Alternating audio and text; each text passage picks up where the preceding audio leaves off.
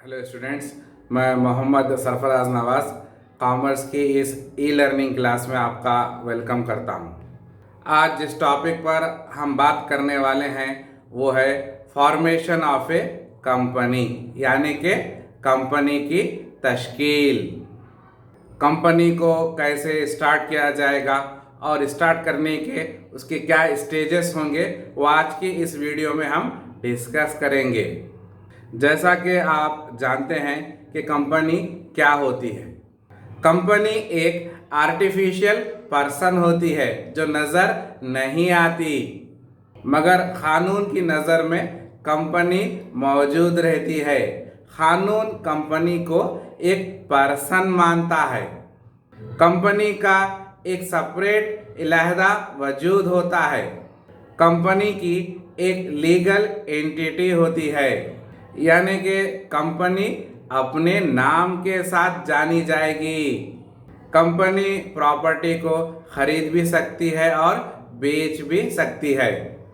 Company किसी के साथ कॉन्ट्रैक्ट भी साइन कर सकती है या फिर किसी भी किस्म का एग्रीमेंट भी कर सकती है, माहिदा कर सकती है।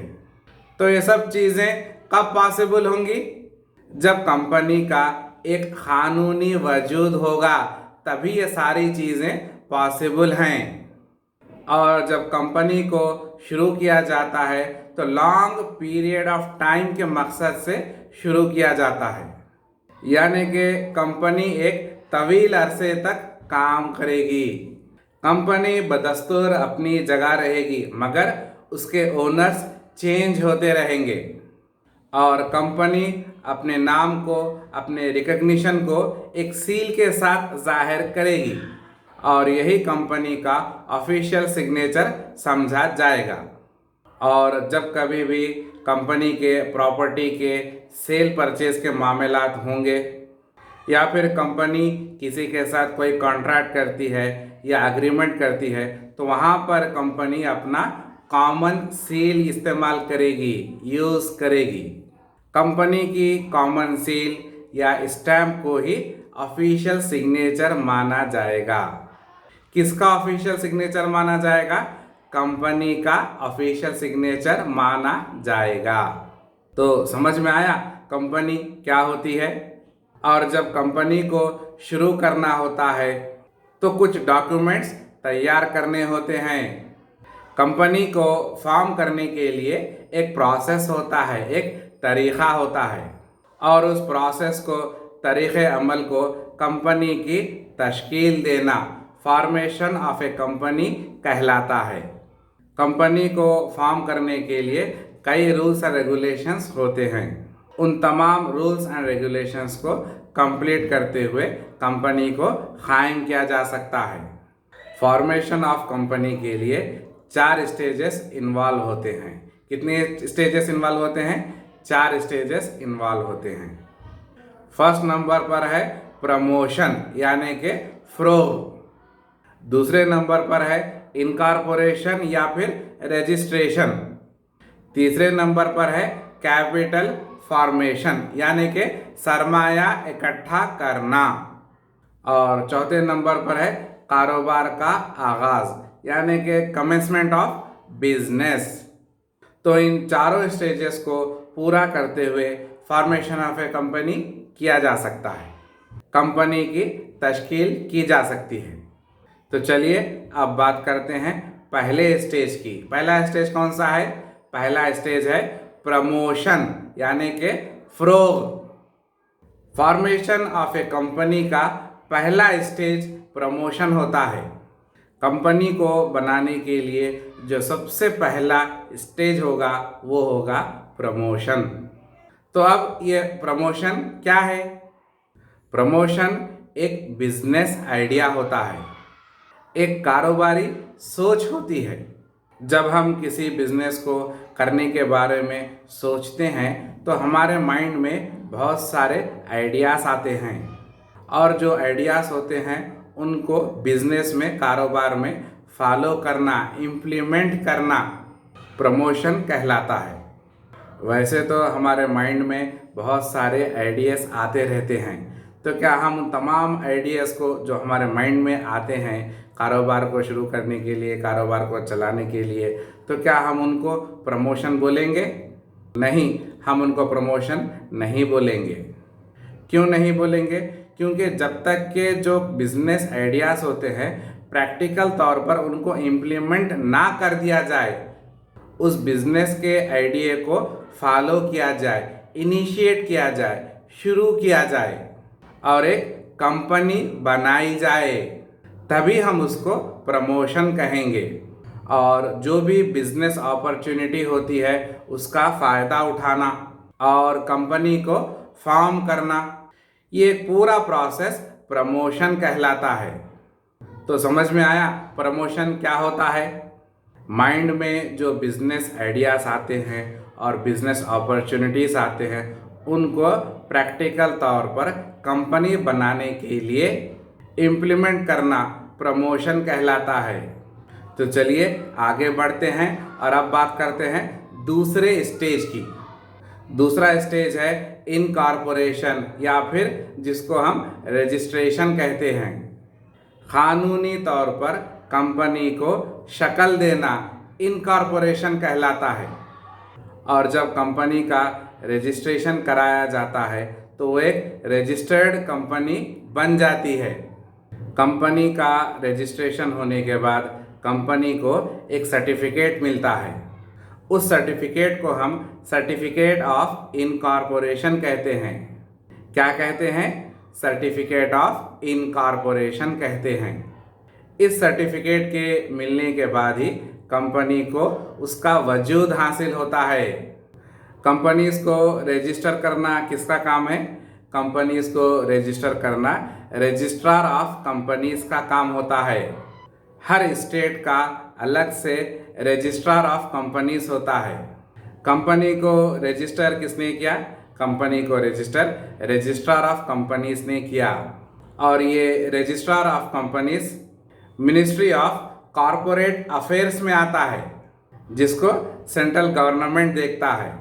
कंपनी का जो इनकॉर्पोरेशन हुआ है उसका सिलसिला कहाँ तक जाता है देखा आपने? कंपनी का रजिस्ट्रेशन करने के बाद कंपनी को जो सर्टिफिकेट ऑफ इनकॉर्पोरेशन दिया जाता है तो उस सर्टिफिकेट में एक कॉरपोरेट आइडेंटिफिकेशन नंबर, कौन सा नंबर? कॉरपोरेट आइडेंटिफिकेशन नंबर रहेगा, जिसको हम CIN कहते हैं। कंपनी को एक आइडेंटिफिकेशन नंबर दे दिया जाता है। जहां पर कंपनी अपने नाम से नहीं जानी जाती उसको एक नंबर दे दिया जाता है। उस नंबर के ज़रिए कंपनी को जाना जाएगा, पहचाना जाएगा। मिसाल के तौर पर हमारा आधार नंबर होता है। हम आधार नंबर से जाने जाते हैं। उस आधार नंबर में तमाम पर्टिकुलर्स रहेंगे। तो किसी इंसान का डिटेल्स मालूम करने के लिए सिर्फ आधार नंबर ही काफ़ी होता है। बिल्कुल उसी तरीके से कंपनी के डिटेल्स मालूम करने के लिए उसके CIN नंबर को जाना जाता है। उस नंबर में कंपनी के तमाम तफसीलात रहते हैं और उस कॉरपोरेट आइडेंटिफिकेशन नंबर जिसको हम SIN कहते हैं, CIN SIN कहते हैं, उसमें टोटल 21 डिजिट्स होंगे। कितने डिजिट्स होंगे? 21 डिजिट्स होंगे, जिसमें अल्फ़ाबेट्स भी होंगे और न्यूमेरिक नंबर्स भी होंगे, जैसा कि हमारे पैन कार्ड में होता है। Corporate identification number SIN, CIN SIN company की एक पहचान होती है। कंपनी के इनकॉर्पोरेशन के बाद ही SIN मिलता है, कॉरपोरेट आइडेंटिफिकेशन नंबर मिलता है। तो समझ में आया कंपनी का इनकॉर्पोरेशन या फिर रजिस्ट्रेशन क्या होता है। तो चलिए आगे बढ़ते हैं और अब बात करते हैं तीसरे स्टेज की, जिसको हम कैपिटल फॉर्मेशन भी कहते हैं या फिर कैपिटल सब्सक्रिप्शन भी कहते हैं। यानी कि सरमाया इकट्ठा करना, यानी कि पैसा जमा करना। कंपनी को बिजनेस करने के लिए बहुत सारा पैसा चाहिए होता है। तो कंपनी पैसे कहाँ से लाएगी, पैसे कैसे जमा करेगी? पब्लिक लिमिटेड कंपनी शेयर्स और डिबेंचर्स इशू करके पब्लिक के पास से पैसा इकट्ठा कर सकती है, फंड्स इकट्ठा कर सकती है। तो हमने कहा कि पब्लिक कंपनी पब्लिक के पास से पैसा इकट्ठा करती है। क्या ये इतना आसान है पब्लिक के पास से पैसा इकट्ठा करना? क्या सिर्फ पब्लिक के पैसों को जमा करना इतना आसान है? नहीं, ये इतना आसान नहीं होता। पब्लिक कंपनी को एक डॉक्यूमेंट जारी करना पड़ता है जिसको हम प्रॉस्पेक्टस कहते हैं, दावतनामा कहते हैं। Public limited company prospectus issue करती है। उस प्रॉस्पेक्टस में कंपनी के तमाम इंफॉर्मेशन रहेंगे और पब्लिक उस प्रॉस्पेक्टस को पढ़कर, जानकर, यानी कि तमाम पर्टिकुलर्स, कंपनी के तमाम तफसीलात को जानकर एक डिसीजन लेती है, एक फैसला लेती है कि इस कंपनी में पैसा लगाना सही होगा कि नहीं होगा। और कंपनी को सेबी से भी अप्रूवल लेना पड़ता है। अब ये सेबी क्या है? सेबी है securities and exchange board of India. और इंडिया में जो स्टॉक एक्सचेंजेस होते हैं और उन स्टॉक एक्सचेंजेस की एक रेगुलेटरी बॉडी होती है जिसको हम सेबी कहते हैं, securities and exchange board of India कहते हैं। सेबी कंपनीज के सारे रूल्स एंड रेगुलेशंस को चेक करती है और जो भी सेबी के रूल्स एंड रेगुलेशंस होते हैं और कंपनी उसको फुलफिल करती है, पूरा करती है, तो सेबी उस कंपनी को रजिस्टर्ड स्टॉक एक्सचेंज में लिस्ट कराती है। और कंपनी के लिस्टेड होने के बाद ही स्टॉक एक्सचेंज में उस कंपनी के सिक्योरिटीज़ की ट्रेडिंग होती है। यहाँ से कंपनी को पैसा मिलना शुरू हो जाता है। तो देखा आपने कि कैपिटल को, सरमाए को कैसे इकट्ठा किया जा रहा है। कंपनी को पहले प्रॉस्पेक्टस इशू करना पड़ेगा। इन्वेस्टर्स उस प्रॉस्पेक्टस को चेक करते हैं और ये डिसीजन लेते हैं कि उस कंपनी में पैसा लगाना है या नहीं लगाना है। सेबी से भी अप्रूवल लेना होता है। सेबी इन्वेस्टर्स के इंटरेस्ट को प्रोटेक्ट करती है और वो मैक्सिमम ये कोशिश करती है कि इन्वेस्टर्स को धोखा ना हो।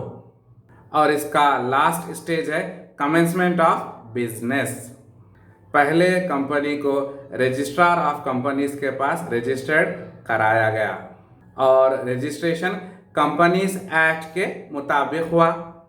कंपनीज एक्ट के मुताबिक कंपनीज को रजिस्ट्रेशन के बाद एक सर्टिफिकेट हासिल करना होता है जिसको हम certificate of commencement of business कहते हैं, यानी कि आगाज़ कारोबार का सदाकतनामा।